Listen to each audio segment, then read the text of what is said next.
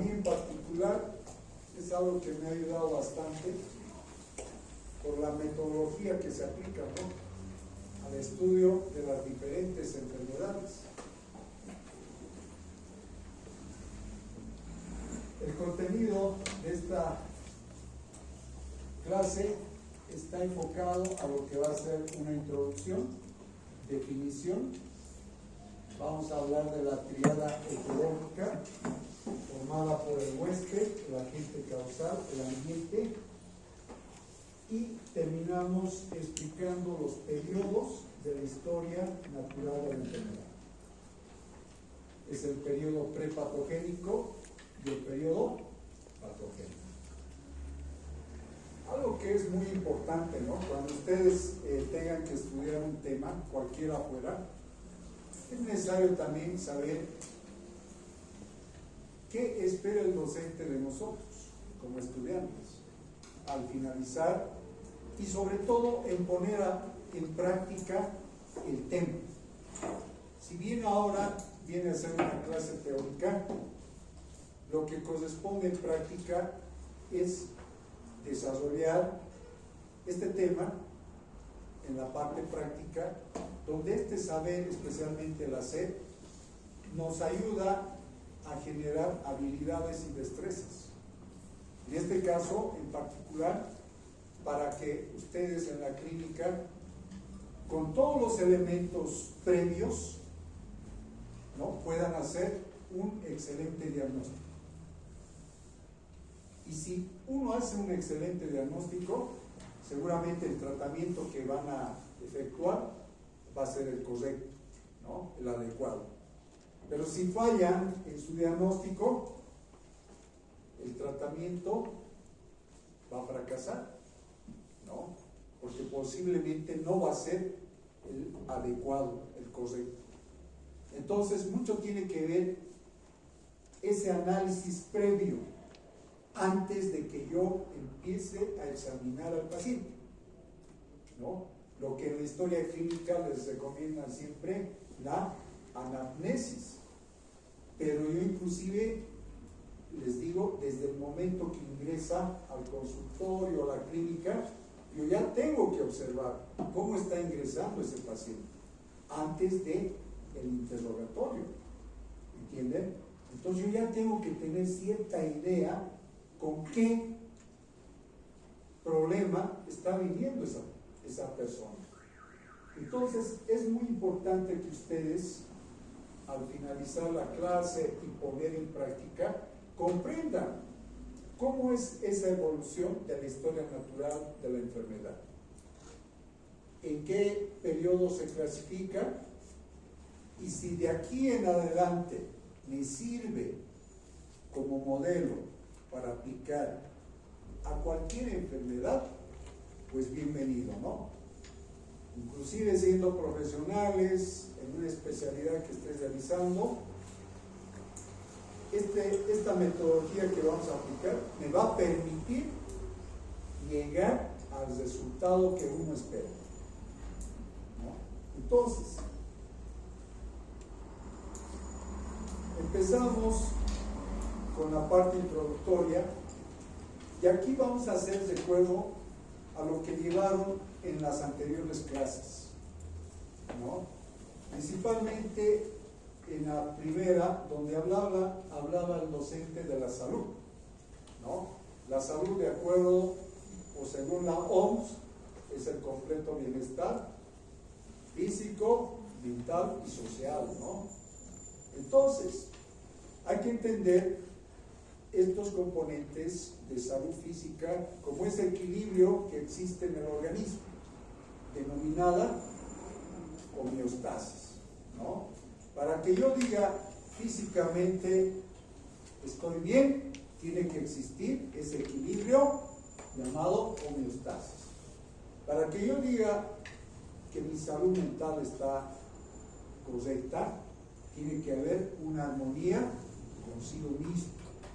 Como dicen a veces los que hacen meditación, ¿no? Esa paz interna, ¿no? Esa tranquilidad que uno busca. Y cuando digo salud social, es esa buena convivencia con mi entorno, ¿no? ¿Qué tan amigable es mi entorno? ¿No? Y ustedes saben que en los últimos años, especialmente en las escuelas, en las unidades educativas, se ve lo que es el bullying, ¿no? El bullying. Tal vez en las universidades también llega a verse, ¿no? El bullying. Puede ser que no en la magnitud, digamos, cuando uno empieza la escuela, ¿sí? Que es donde el trauma es mucho más notorio, ¿no? Un niño que entra feliz a estudiar sale, ¿no? Traumado, digamos, del bullying, y lo vemos un niño tímido, retraído. ¿Y dónde estaba ese niño extrovertido? ¿No? Entonces, esas son las consecuencias que pueden afectar, ¿no? A nuestra salud, esa convivencia. Y lo que queremos es que la convivencia sea en paz, ¿no?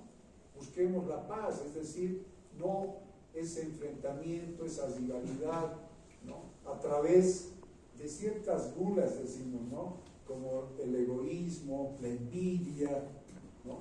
Estamos siempre pendientes de la persona que está a nuestro lado, ¿no? Pero debería estar pendiente en el sentido de desearle el bien, ¿no? Ese debería ser mi deseo y no el mal, ¿no? Y tampoco sentir envidia por lo que es esa persona, más al contrario, si es mi amigo, mi amiga, mi compañero, mi compañera, si ha conseguido un logro, sentirme orgulloso, ¿no? Decir, yo le conozco, está en mi curso, ¿no? Entonces uno va cambiando, fíjense, el punto de ver de las cosas. Son paradigmas que uno va teniendo en el transcurso de la vida. ¿A través de qué? De la experiencia, ¿no? La experiencia me ayuda también a poder ver mejor las cosas. Por eso es que ustedes acá, al margen de escuchar un tema, para generar esa experiencia, tienen que poner en práctica ese conocimiento. Si no, no sirve. En vano han invertido este tiempito acá para estar, si no lo van a aplicar más adelante. Entonces es importante que cualquier conocimiento, llevarlo a la práctica. Y ahí viene la crítica y autocrítica que uno va a tener referente a lo que está aprendiendo. Porque si no, bueno, yo escucho y todo lo que me dice el docente lo considero como una ley. Que así sea, que se aplique así. En cambio, si yo voy a tener esas experiencias, yo voy a saber si lo que ha dicho en su momento el docente está correcto, o por ahí no se ha actualizado en un tema que actualmente en otros países del mundo lo ven de otra manera. ¿Sí? Puede ser que en su momento sea absoluto este conocimiento, pero más adelante llega a ser relativo. Es decir, que nada es absoluto en la vida. En un momento sí puede ser, pero con el tiempo va a ser relativo. Por eso es que uno tiene que darse cuenta, ¿no? Ese razonamiento, para que nosotros podamos ser parte de ese conocimiento y podamos generar el conocimiento, ¿no? Bueno, según lo que vemos en la diapositiva, se dice que el ser humano genéticamente está programado para vivir 120 años, ¿no? En Bolivia, de acuerdo a la proyección de población para el 2020, el promedio de la esperanza de vida en los hombres, 71 años, y en las mujeres, 77 años. Ahora uno podría preguntarse, ¿no? ¿Por qué, digamos, más años en las mujeres y menos en los hombres? Esta esperanza está en función también a la actividad laboral que realiza el hombre, ¿no? Ustedes saben que en la época colonial la actividad que realizaba en Bolivia, la actividad que ha permitido a España, por ejemplo, enriquecerse gracias a la explotación de nuestros recursos minerales, como el oro, la plata principalmente, ha hecho de que la gente, en este caso los mineros, estén expuestos, ¿no? Estén expuestos a condiciones insalubres. ¿Qué quiere decir? Que no tenían las condiciones adecuadas de trabajo, trabajaban más de 12 horas al día, no tenían una buena alimentación. Producto de ese estilo de vida es que adquirían esta enfermedad, la silicosis y también la silicotuberculosis. Esta enfermedad que se desencadenaba, ¿no?, en la muerte. Es decir, que la mortalidad en la época de la colonia y después de esta época, el anterior siglo, a mediados de los 50, 60, existía una alta mortalidad en el sector minero, ¿no? Entonces, ¿qué es lo que hace el Estado para contrarrestar? Tiene que tomar medidas, ¿verdad? Y a partir de leyes que promulga, se trata de cuidar y proteger la salud del trabajador, ¿no? Entonces, ¿por qué no llegamos a esta edad 120, ¿no?, que está genéticamente programada? Justamente porque existe la enfermedad, ¿no? Es decir, hoy en día vemos tal vez a nuestros padres, a personas cercanas, que cuando llegan a estas edades de 40, 45, 50, ya tienen alguna enfermedad, ya presentan alguna enfermedad crónica, ¿sí? Y si esa enfermedad se da a partir de esos años, ¿se dan cuenta la esperanza de vida que tienen? Por eso es que hay personas que mueren más temprano que otras. Y eso va a estar en función a cómo es su estilo de vida principalmente, ¿no? Entonces, cuando hablo de enfermedad, si salud era ese completo bienestar físico, mental y social, ¿no?, ese equilibrio que debe existir, cuando hablo de enfermedad, ¿qué será?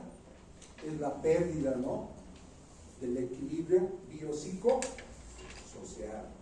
Entonces ya estamos hablando de lo que viene a ser la enfermedad. Bueno, entonces el desarrollo de la clase, vamos a estar justamente hablando de ese proceso, ¿no? De ese proceso que viene a ser la salud y la enfermedad.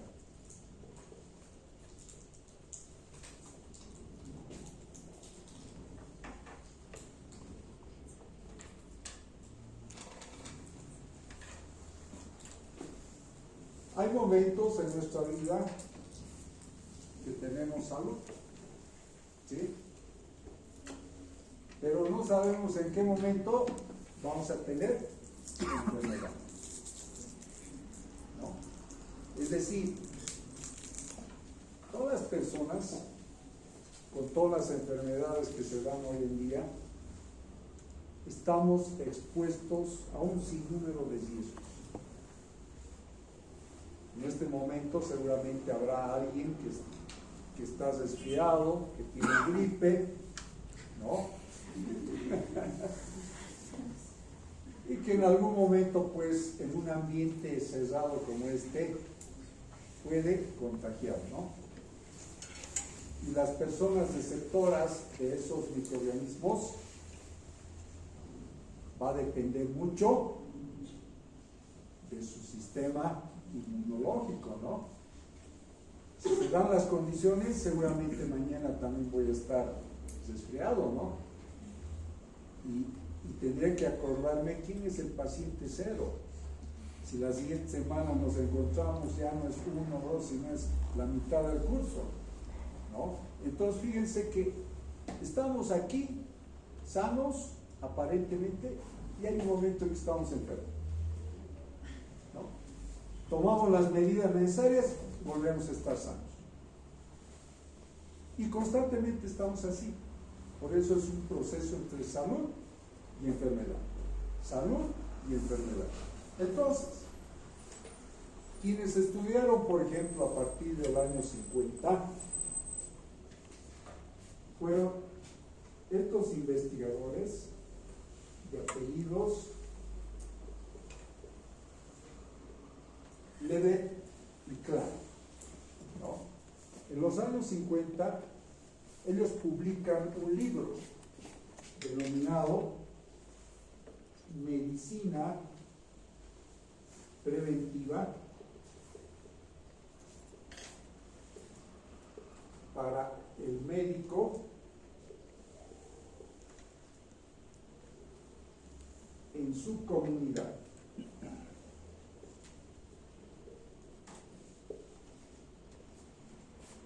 En este libro dan los lineamientos básicos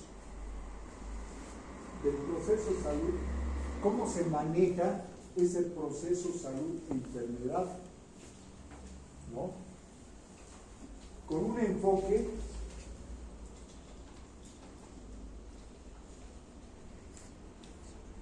multicausal,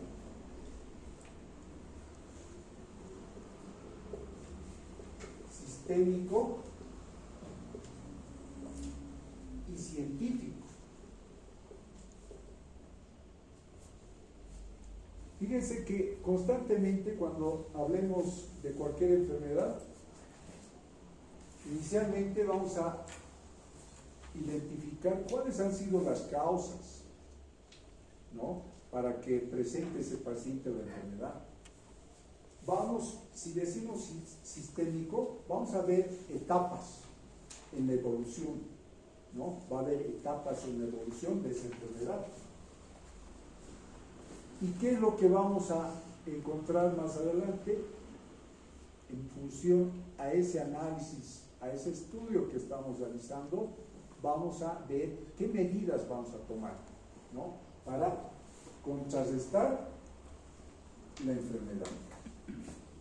Entonces, Lede y Clark en esa revista da esos lineamientos básicos y además presenta, ¿no?,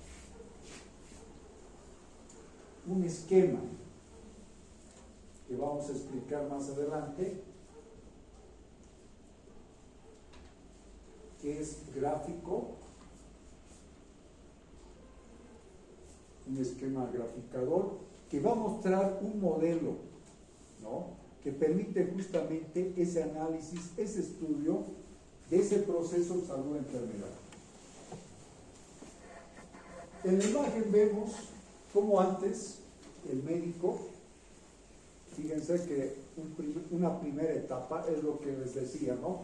Desde el momento que llega mi paciente, tengo que observar, ¿no?, cosa que a veces no hacemos, ¿no? Directamente le decimos, tome asiento, ¿cuál es el motivo de su consulta? Me duele acá, muy bien, hay que extraer, y ya. ¿Será lo correcto nuestro actuar? Este proceso salud-enfermedad, si ustedes quieren entender, también lo podemos representar, ¿no?, como narrando un cuento, donde van a existir varios personajes, ¿sí? Uno de ellos vamos a ser nosotros, ¿no?, uno de los personajes principales, donde también vamos a tener otro personaje principal que va a ser nuestro paciente, ¿no? Entonces uno tiene que saber el libreto, el guión, para poder demostrar esa actuación. Porque si a mí me dicen, usted va a ser el médico que va a atender a este paciente, tengo que saber muy bien el libreto, Porque si no, ¿qué voy a hacer? Un papelón, ¿no?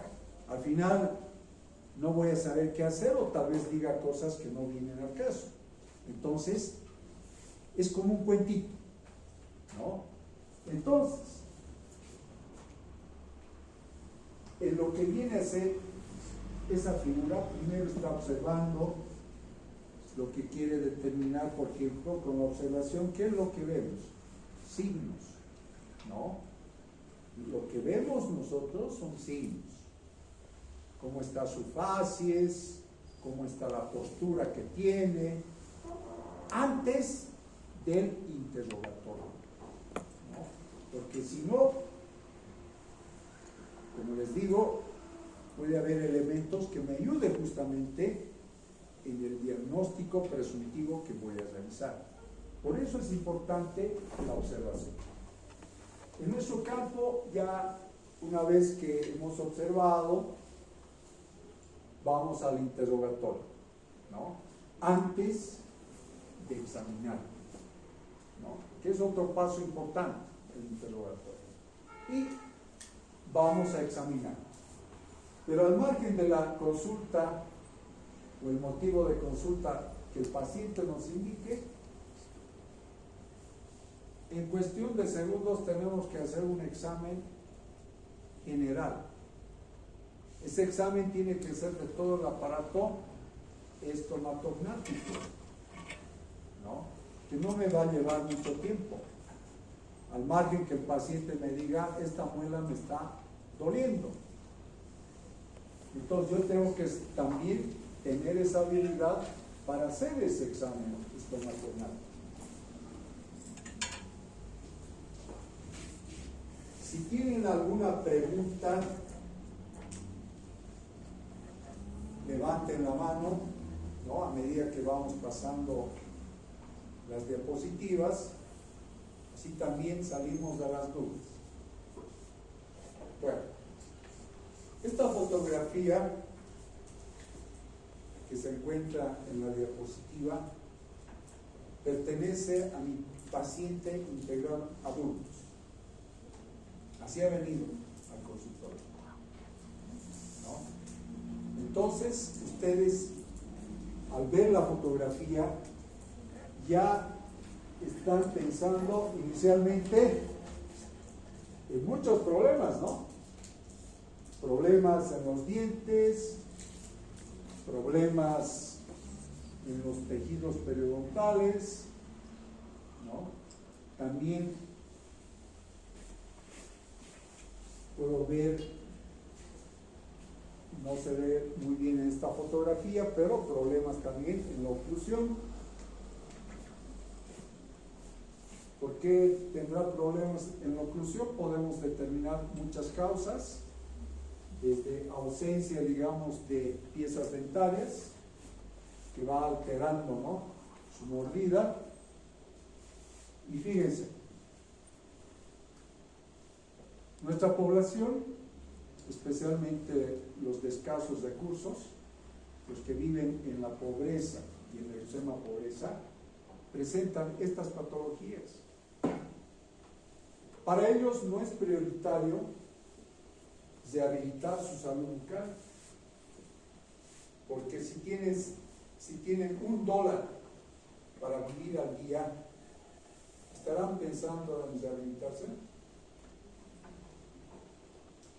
¿Quién vive con $1 al día? Ustedes gastan seguramente más de 50 bolivianos al día, ¿no? Y eso en pasajes, nada más, alimentación, fotocopias y alguna comida chatarra, ¿no?, que nos ayuda a aguantar la jornada. ¿No ven?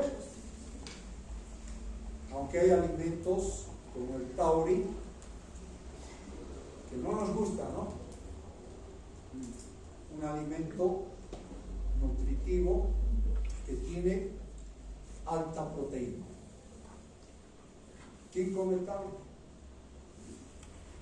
1, 2, 3, 4, 5, 6. Mira, No somos 6 en el aula, somos, ¿no?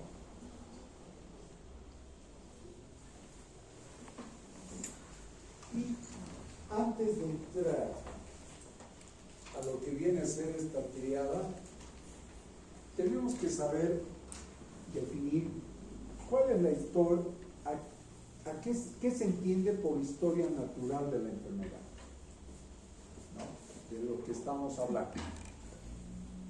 Una definición, una de las definiciones más completas y fáciles de comprender, dice que la historia natural de la enfermedad es el conjunto de cambios histológicos, bioquímicos y fisiológicos, ¿no?